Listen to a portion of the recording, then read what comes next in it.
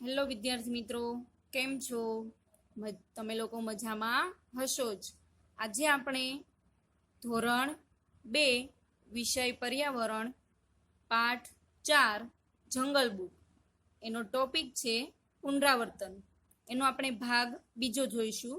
ભાગ પહેલાની અંદર આપણે શબ્દાર્થ અને ખાલી જગ્યા જોઈ હતી, જે તમે મોઢે કરી જ હશે, બરાબર? એટલે હવે આપણે આજે ભાગ 2 ની અંદર ખરા ખોટા જોઈશું. તો ચાલો આપણે જોઈએ ખરા ખોટા. ચલો આજે આપણે જોઈશું ખરા કે ખોટાની નિશાની કરો. એની અંદર પેલું છે હાથી, જેને ઇંગ્લિશમાં કહેવાય એલિફન્ટ. ELEPHANT. એલિફન્ટ એટલે હાથી. આ સ્પેલિંગ તમે શબ્દાર્થની અંદર મોઢે કર્યો જ હશે, બરાબર? તો જોવાનું છે કે એલિફન્ટ એટલે કે હાથીના દાંતમાંથી ઘરેણાં બને છે. તો હાથીના દાંતમાંથી ઘરેણાં બને છે તો કે હા. તો શું આવશે? ખરું, હાથીના દાંતમાંથી ઘરેણાં બને છે. ત્યાર પછી બીજું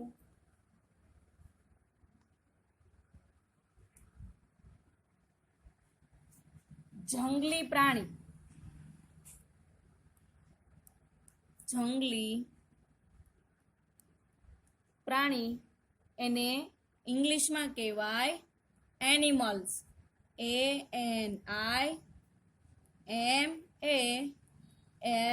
ANIMALS. એનિમલ્સ એટલે પ્રાણીઓ થાય. જંગલી પ્રાણીઓ ઘરમાં રહે છે. જંગલી પ્રાણીઓ ઘરમાં રહે છે. તો જંગલી પ્રાણીઓ ક્યાં રહે? જંગલમાં. તો આપણને તો એવું કહ્યું છે કે જંગલમાં રહે. તો શું આવશે? ખોટું. તો આપણે લખીશું ખોટું, બરાબર? જંગલી પ્રાણીઓ ક્યાં રહે છે? જંગલમાં રહે છે. અહીંયા આપણને કહ્યું છે ઘરમાં રહે છે, તો બીજું આવશે ખોટું. ત્યાર પછી ત્રીજું જંગલનો રાજા. જંગલનો રાજા સિંહ છે. તો જંગલનો રાજા કોણ છે? સિંહ છે ને. તો શું આવશે? ખરું. આપણે આગળ સિંહ વિશે જોયું, એમાં જોઈ ગયા કે જંગલનો રાજા સિંહ છે, બરાબર? જંગલનો રાજા સિંહ છે. તો શું આવશે? ખરું. ત્યાર પછી ચોથું સસલું. એને ઇંગ્લિશમાં શું કહેવાય? રેબિટ. RABBIT. સસલું, જેને ઇંગ્લિશમાં કહેવાય રેબિટ. RABBIT. રેબિટ સૌથી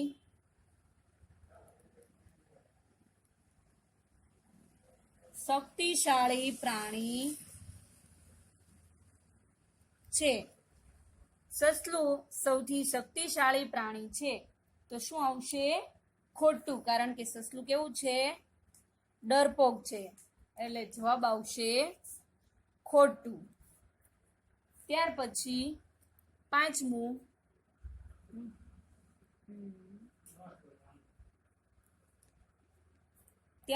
પાંચમું શિયાળ, જેને ઇંગ્લિશમાં શું કહેવાય?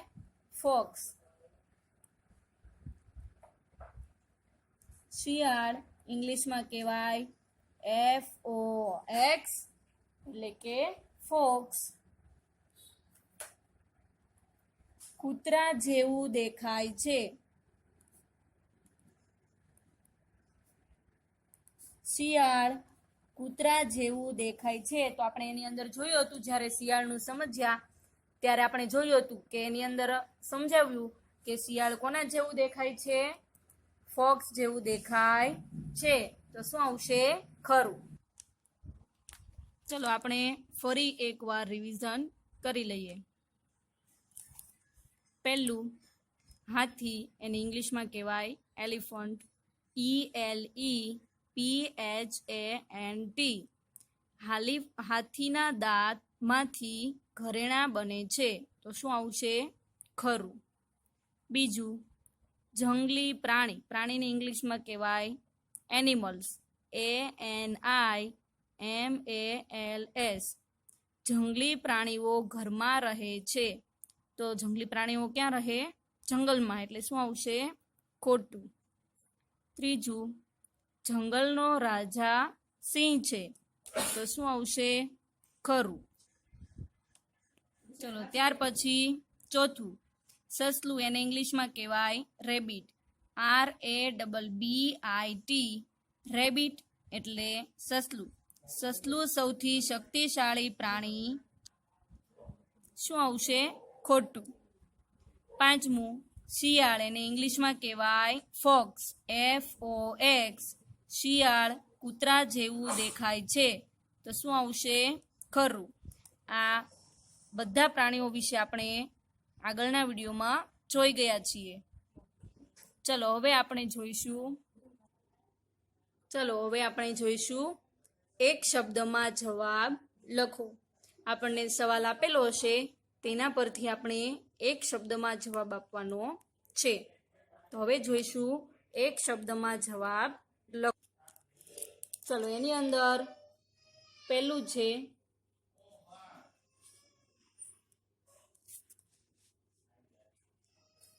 કોના શિંગડા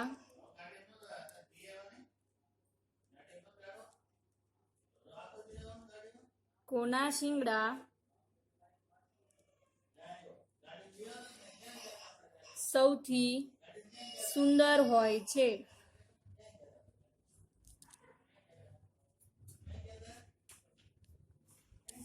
કોના શિંગડા સૌથી સુંદર હોય છે? તો આપણે વિડીયોની અંદર આગળના વિડીયોમાં જોયું છે. કોના શિંગડા સૌથી સુંદર હોય છે? તો કે સાબર. બરાબર. પહેલું, કોના શિંગડા સૌથી સુંદર હોય છે? તો જવાબ આવશે સાબર. ત્યાર પછી બીજું, આપણું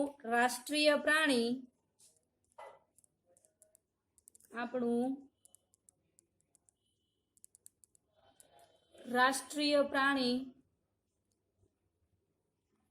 એને ઇંગ્લિશમાં કહેવાય એનિમલ્સ.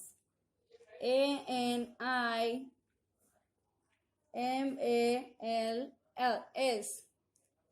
રાષ્ટ્રીય પ્રાણી કયું છે? આપણે વિડીયોની અંદર જોઈ ગયા છીએ. આપણું રાષ્ટ્રીય પ્રાણી કયું છે? વાઘ, જેને ઇંગ્લિશમાં કહેવાય ટાઈગર. TIGER. આપણું રાષ્ટ્રીય પ્રાણી કયું છે? વાઘ. એને ઇંગ્લિશમાં કહેવાય ટાઈગર. ટાઈગરનો સ્પેલિંગ તમે લોકોએ મોઢે કર્યો છે ને? TIGER. ત્યાર પછી ત્રીજું, કયું